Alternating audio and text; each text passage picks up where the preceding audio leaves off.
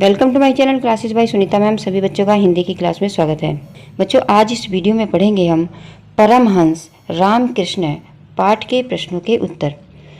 परमहंस रामकृष्ण पाठ का जो अनुवाद है वो पिछली वीडियो में हम पढ़ चुके हैं, समझ चुके हैं।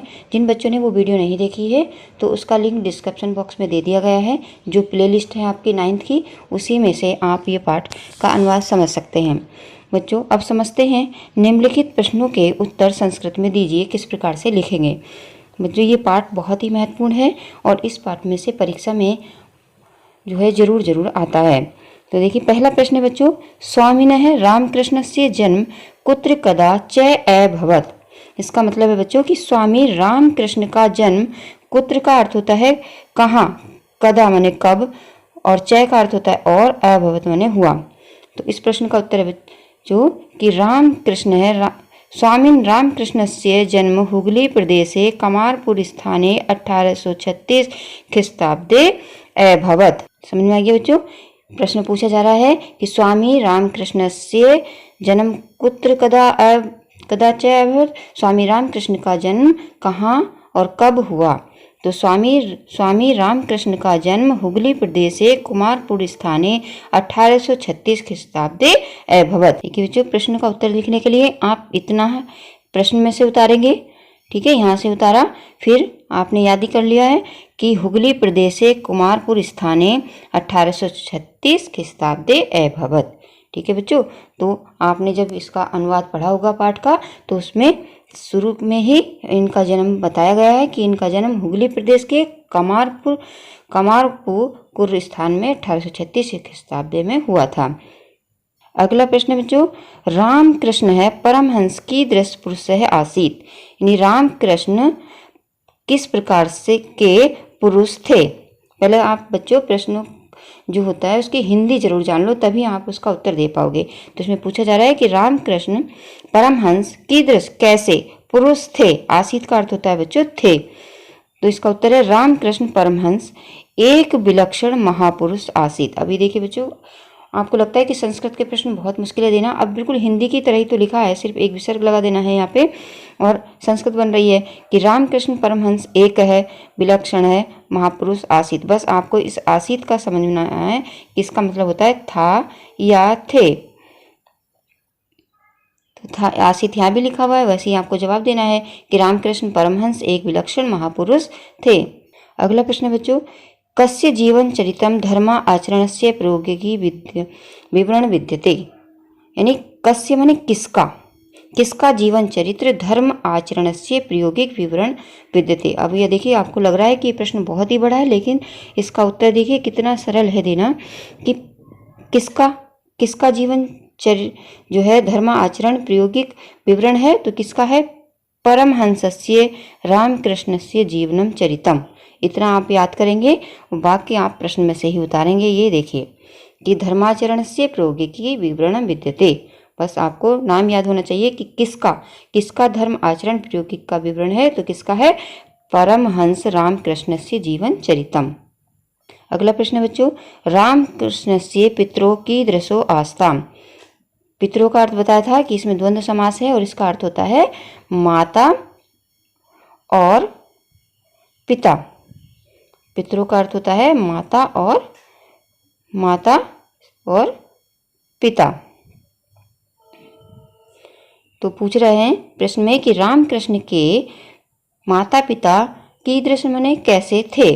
तो जब दो की बात हो रही होती है तो आस्ताम आता है, और जब एक की बात होती है तो आसीत आता है। दोनों का मतलब एक ही होता है, था या थे। तो यहाँ पर हुआ रामकृष्ण से पितरों, रामकृष्ण के माता पिता की दृश्य में किस प्रकार कैसे थे। तो कैसे थे, रामकृष्ण से पितरों, यहाँ तक आप उतरेंगे। परम धार्मिको यानी परम धार्मिक, आस्ताम का अर्थ होता है थे। रामकृष्ण के माता पिता परम धार्मिक थे। अगला प्रश्न है, एकता भक्तेन कस्यचित् किम महिमा वर्णित। एक भक्त ने किसकी महिमा का वर्णन किया। तो यहाँ तक आप ऐसे ही उतारेंगे, एकता भक्तेन कस्यचित् महिमा वर्णित। यहाँ तक उतारेंगे आप बच्चों और फिर लिखेंगे असो महात्मा पादुकाभ्याम नदी तैरती इति महतो विस्मस्य विषय। उन्होंने कहा था एक महात्मा है जो पादुकाओं से नदी को पार कर जाते हैं, ये बहुत ही आश्चर्य का विषय है।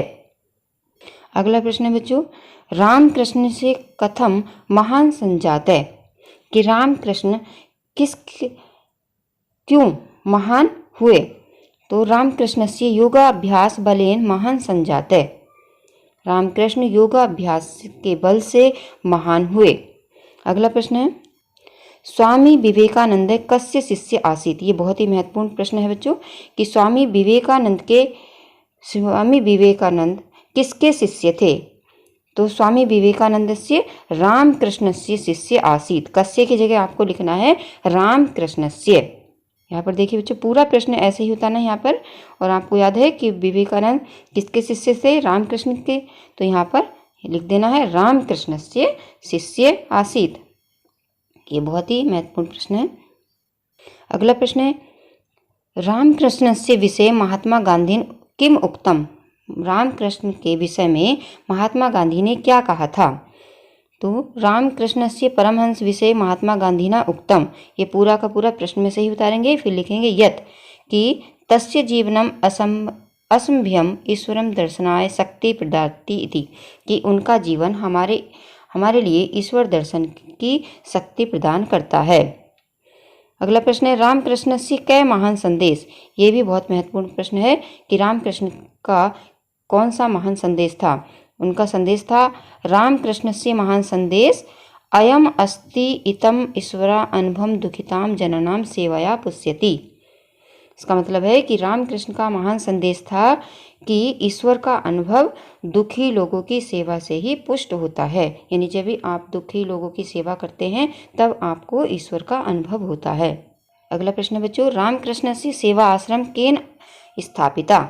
ये भी बहुत महत्वपूर्ण प्रश्न है कि रामकृष्ण के सेवा आश्रम केन स्थापिता, किसने स्थापित किए। रामकृष्ण सेवा आश्रम स्वामी विवेकानंद स्थापिता।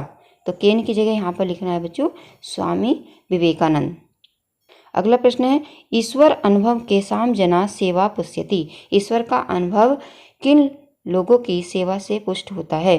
तो यहाँ पर केसाम की जगह आपको एक शब्द याद रखना है दुखिताम।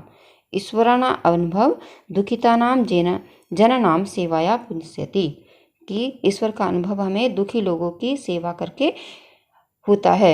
जब हम दुखी लोगों की सेवा करते हैं तब हमें ईश्वर का अनुभव होता है। तो बच्चों आज इस वीडियो में हमने परमहंस रामकृष्ण पाठ के प्रश्नों को किस प्रकार से लिखेंगे परीक्षा में ये समझा, और किस प्रकार से याद करेंगे ये भी जाना।